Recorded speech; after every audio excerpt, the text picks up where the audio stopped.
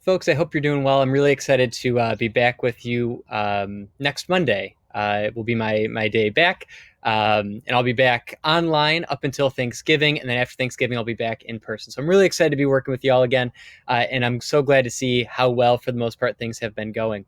Now, you'll notice that at the end of the week, Thursday for third hour, Friday for sixth hour, we have an exam over chapters 1, 2, and 3, kind of a check-in to see where it is that you're at with your work with Of Mice and Men. But here's the good news. It is all based around skills that we have been working on all year, skills we've been working on well before I left. And so there's really nothing new that we're going to be asking you to do. It's just applying it to Of Mice and Men, the text you've been reading.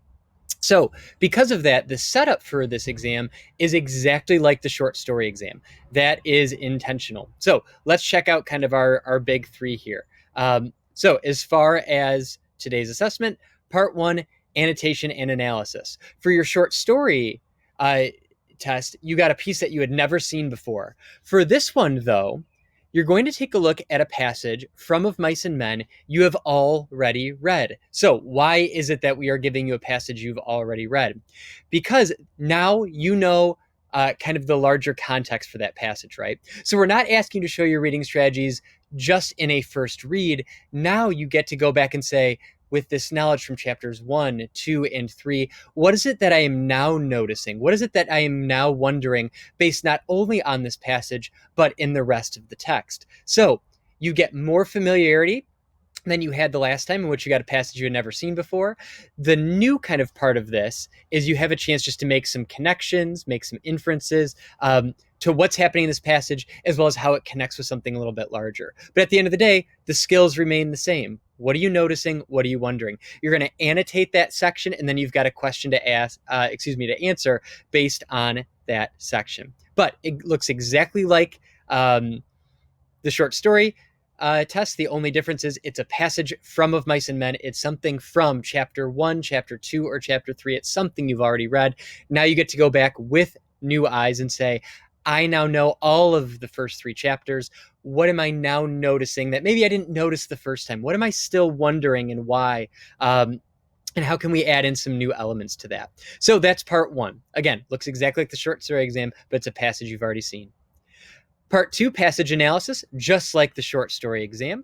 But instead of having to worry about 5 different short stories, it's just the book. We're still going to give you 4 passages. You're going to choose 2 that you can take a look at and say, here's what's going on and here's why that's significant based on what I now know in the first 3 chapters. And so it's kind of just like a shrunk down version of part 1, but you don't need to do any annotating. You've got 4 passages. Again, you're going to choose the 2 that you can write the best on.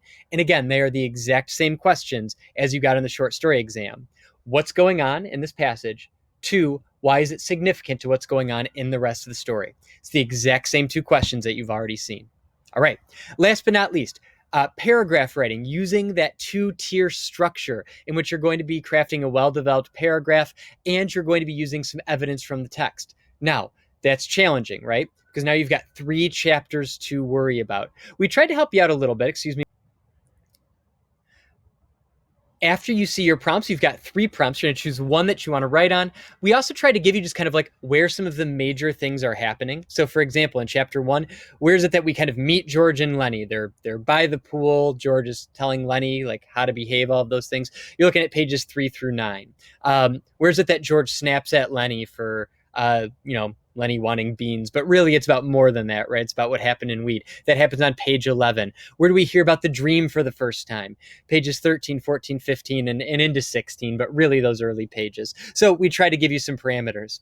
Same with chapter 2's major events. We laid those out for you. Where are those frames that we can go back and find some things? And we do the same in chapter 3. You'll notice that there are a couple blank bullet points. That's only because you're probably watching this video, or you may be watching this video before you finished reading chapter 3. I didn't want to give away the 2 major things. Those will be there for your exam, but I cut out the 2 final bullet points. But know that you have these things available to you to help you find some parameters. So as you finish chapter 3 today, as you do some work summarizing and analyzing the first 3 chapters, today as well as Wednesday. How do you prep for the exam at the end of the week? I would go ahead and kind of review this screen right here, right? Like I'd pause it. I would take a look at these major moments. I'd kind of flip back, refresh myself. These are those moments you probably want to pay close attention to. And I would also look back at any and all of the work that you've been doing so far of close passage analysis, where you've been asked to annotate. I'd look back at the paragraph that you've written. I'd look back at anything that you've been asked to do so far. Use that as your refresher. Now, when you go to use textual evidence, I think these are the main areas you're going to want to look at, but you're not required to be limited to this. So if you found a piece of evidence in a paragraph you wrote and you go, ooh, that's applicable to this new one I got on the test, go for it.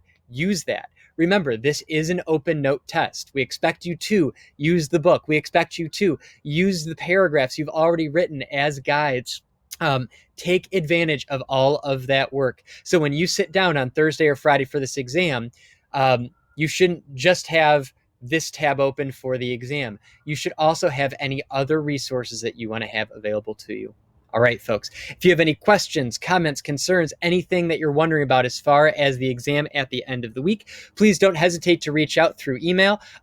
Please do not wait until the day before the exam. I'll make sure I'm doing a good job checking email, and I try and get back to you within 24 hours. But if you're in third hour and you shoot me a message at 10 o'clock on Wednesday night, I'm not going to get back to you in time for Thursday, most likely. So make sure you're being proactive. But again, you're getting quotes here. These are your big 3 sections. They look exactly like the short story exam. So we're excited to see how you do with it. And then next Monday, when I return, we'll go ahead and we will dive into the final 3 chapters of Mice and Men, chapters 4, 5, and 6. So excited to get there with you. Folks, thanks so much for all your hard work. Keep working hard, and I look forward to being back together soon. Take care.